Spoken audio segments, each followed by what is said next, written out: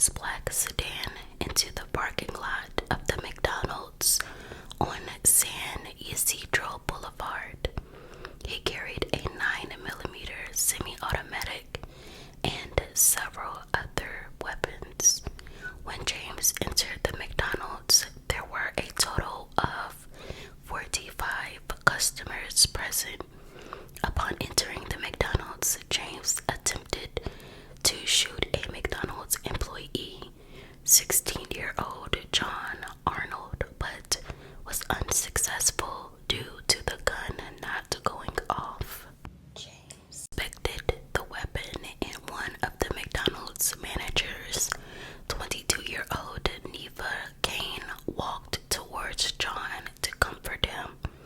Both of the employees walked away. They just assumed it was just a prank. James eventually shot the manager, Neva Kane, under her eye and shot John in the chest and arm, wounding him. He shouted to everyone, quote, "Everybody on the ground," end quote. He told them he harmed thousands of people and wanted to harm thousands more. I'm not going to go into depth about each person that was unfortunately harmed in this incident, but in total, James Huberty ended up taking 21 lives, which included an 8-month-old baby, a 9-year-old little girl, and two 11-year-old boys that were coming to the McDonald's to get sundaes. 4 of the victims were McDonald's employees. 19 people were injured, which included a 4-month-old baby. Yes, you guys, this evil person shot a 4-month-old baby. 3 of the people that were injured were McDonald's employees. 10 minutes after the shooting, at 4 p.m., a phone call was made to 911. The dispatcher mistakenly directed the officers to the wrong McDonald's, 2 miles from the correct McDonald's. An officer arrived on scene at the correct McDonald's at 4:07 p.m. 7 whole minutes passed, which prompted James to be able to shoot several more people. The first officer to arrive on scene, Miguel Rosario. James shot his patrol car up, shattering the car window and emergency lights. Miguel called for code 10 to send SWAT and code 11 to, quote, "send in everybody," end quote. Over 175 officers were in the surrounding McDonald's area. James fled back into the restaurant to lock himself in there. A sniper from the SWAT team positioned himself at the post office that was right near the McDonald's and shot James in the heart, killing him instantly. The horrifying massacre ended at 5:16 p.m. It lasted for 77 minutes, and a total of 257 bullets were fired by James. This was the biggest massacre in the United States history until 1991, when a guy by the name of George Hennard shot 43 people at a Luby's restaurant. I did a video on that as well, so it'll be linked down in the description box below. I highly recommend you guys watch it if you haven't seen it.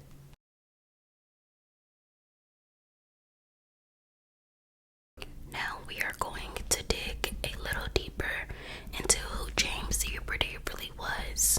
Prior to the massacre, James Huberty confessed to his wife on July 15th, 1984, that he suspected he had a mental health problem. 2 days after, on July 17th, after his confession to his wife, he contacted a San Diego mental health institution to report this incident. James left his contact information with the receptionist with a promise that they would contact him back within a few hours, but they never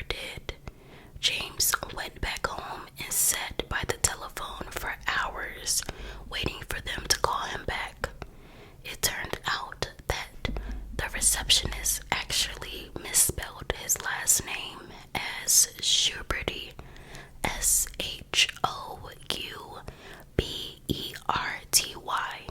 instead of Huberty, Huberty. According to the receptionist, they stated that James had a calm and polite demeanor, so it wasn't a sense of urgency to contact him. I'm sure they regretted not contacting him after they learned what he did. The following morning, on the day of the massacre, James took his wife and his two children, who were 12 and 10 years old at that time, to the San Diego Zoo. While at the zoo, James told his wife that he believed his life was over, and he told her, quote, "Well, society had their chance," end quote. After leaving the zoo, his family went to eat lunch, coincidentally, at McDonald's and returned home shortly after. According to James's wife, Edna, he left out the house wearing a maroon shirt and camouflage pants. He kissed his wife, stating, quote, "I want to kiss you goodbye," end quote. She asked him where he was going, and he responded, quote, "Going hunting for humans," end quote. He was holding a weapon across his shoulders and carrying a box of ammunition. No one knows why his wife, Edna, never contacted police to report him. He left open the door and told his family, quote, "Goodbye, I won't be back," end quote. According to eyewitnesses, James drove down San Isidro Boulevard, first to a supermarket, then to a post office, and finally he pulled into the McDonald's that wasn't too far from his apartment.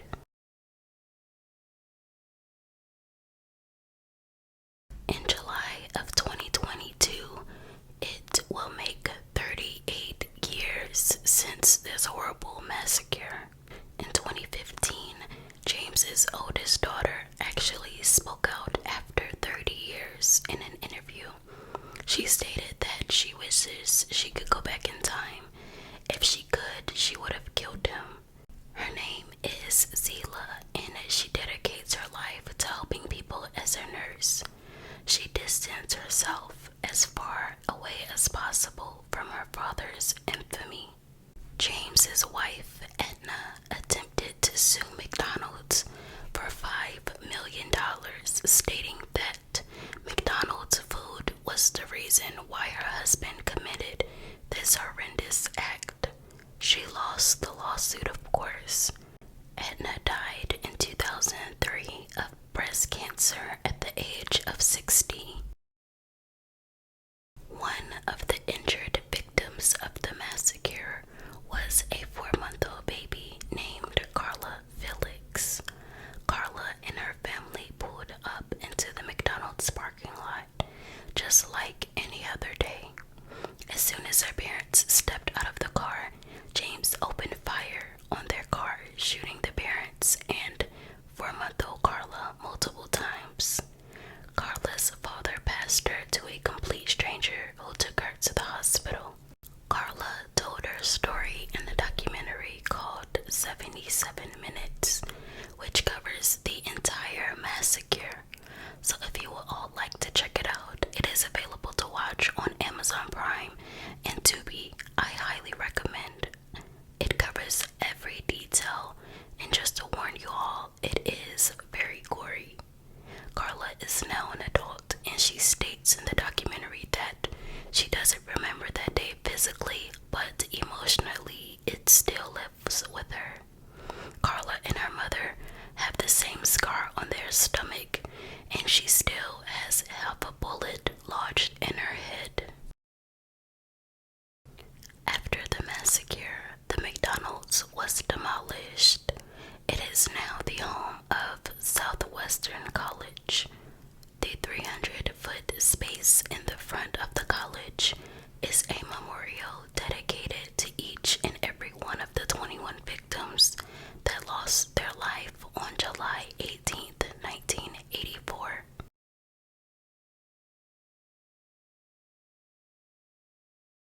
On the evening of September 23rd, 1983, 5 people were abducted from a Kentucky Fried Chicken store in Kilgore, Texas after closing time. The 5 people were 19-year-old Monty Landers, 20-year-old David Maxwell, 20-year-old Joey Johnson, 37-year-old Mary Tyler, and 39-year-old Opie Hughes.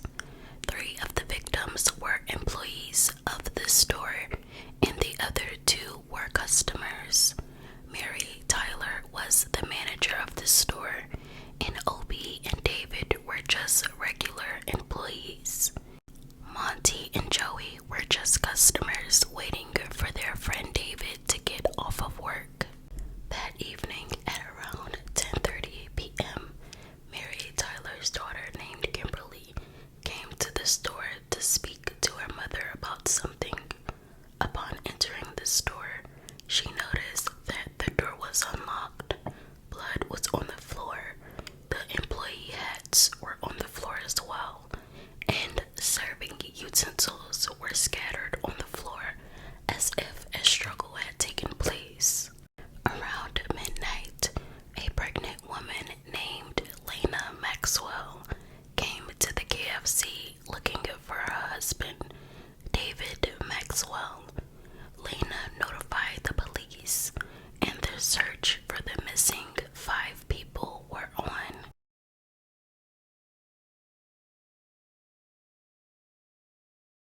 The following day, on September 24th, 1983, about 15 miles from the KFC, 5 bodies were discovered by police and local Texas Rangers. 4 out of 5 of the victims, Joey, David, Monty, and Mary, were all laying face down, and their heads were resting on their arms. They had been taken out execution style.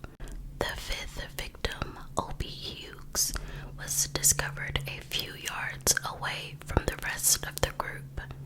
There were multiple theories about why Opie was so far away from the group. The first theory was that she was singled out to be inappropriately touched. Another theory was that as the others were lined up to be executed, she made a run for it.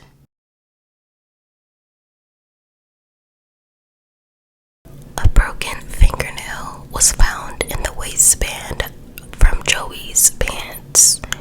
Texas Rangers lacked enough funds to properly investigate this case, so the case was handed back down to the police. After it was determined that the KFC was possibly a crime scene, the police did not immediately properly secure the KFC like it should have been. K9 dogs came in, people were interviewed, but the crime scene photos weren't sent off for development. The photos were lost. The crime scene was not secured until the day after, which gave time for people to come in and destroy possible evidence. A witness came forward stating that she heard Mary Tyler talking to her daughter about how much cash that needed to be taken to the bank, and someone was eavesdropping on the conversation. Some people were questioned in regards to the murders, but they all checked out due to their alibis being solid. Investigators believed that the fingernail that was found under Joey's waistband was from the killers, but it turned out that the DNA was a match to Mary Tyler, one of the victims. 2 decades later, police re-examined the evidence with the latest technology. Investigators retested the victim's clothing, the blood-stained napkin, and the blood-stained box from the KFC. James Earl Mankins Jr. was originally charged with the murders, but was later released after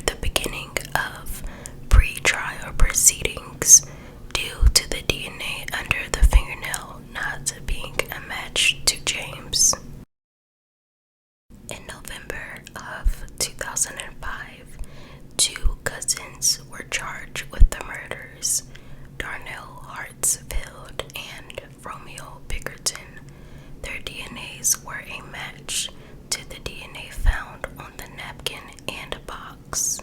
Darnell and Romeo maintained their innocence, and they both claimed that the police planted evidence against them. There may have been a third perpetrator, but his identity remained unknown. After years of back and forth, a trial was set for Romeo Bickerton in October of 2007. He was originally facing the death penalty, but pleaded guilty to 5 charges and received 5 life sentences. During Romeo's prison interview, he stated he was innocent and only pleaded guilty to escape the death penalty. A trial date was set for Darnell Hartsfield in September 2008. He was found guilty of 5 counts of capital murder and was also given 5 prison life sentences.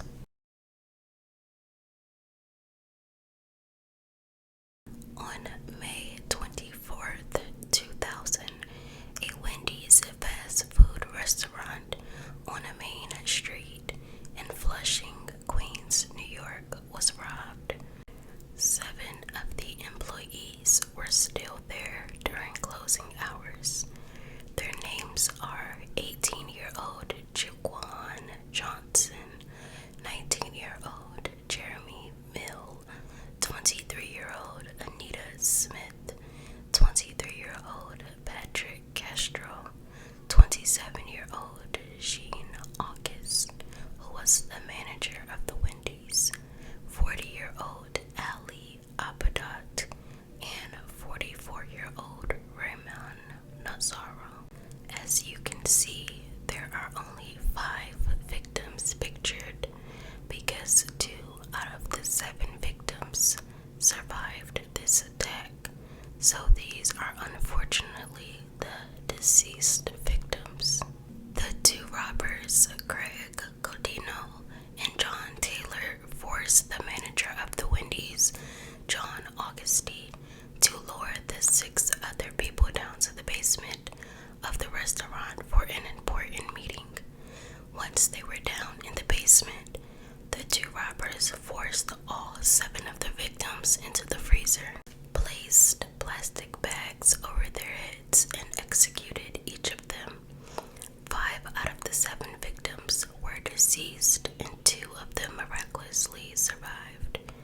18-year-old Jaquan Johnson and 23-year-old Patrick Castro. Patrick was an immigrant at the time and was only working at that Wendy's location just 2 weeks before this encounter took place. I couldn't find any pictures of Patrick, but soon after this incident, he moved out of the country. During the trial, this is what happened. Patrick described 2 men coming into the store just before closing hours. He thought nothing of it. A little while later, a voice came on the speakerphone in the restaurant telling all employees to come downstairs for a meeting. Patrick thought it was odd for a meeting to be held just before closing, but still didn't think anything of it. They were all taken into the freezer with plastic bags put over their heads, duct tape over their eyes, mouth, and wrist. He heard 2 loud pops, and he lastly remembers hearing one of the cashiers yelling, quote, "What happened? What happened?" He was hit and knocked unconscious. When he awoke, he felt a heavy weight of someone on his leg. The heavy weight was the body of his coworker, 40-year-old Ali Abadat. Patrick quickly wiggled his wrist free of the restraints, removed the plastic bag from his head, removed the duct tape from his eyes and mouth, and shouted, quote, "Is everybody okay?" But no one answered. Patrick asked 18-year-old Jaquan Johnson, who also survived, was he able to walk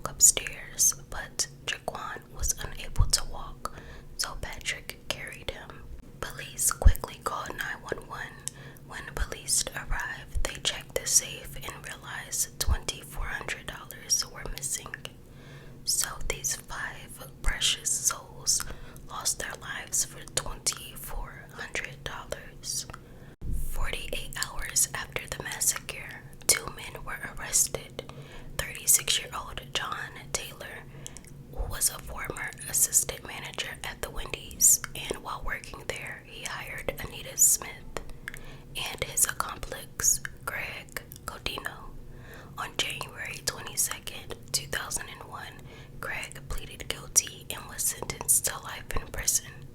On November 19th, 2002, John Taylor pleaded guilty to 5 counts of first-degree murder and was sentenced to death a week later. 5 years later, John Taylor's sentence was overturned and he was resentenced to life without the possibility of parole. They are both still serving their life sentences.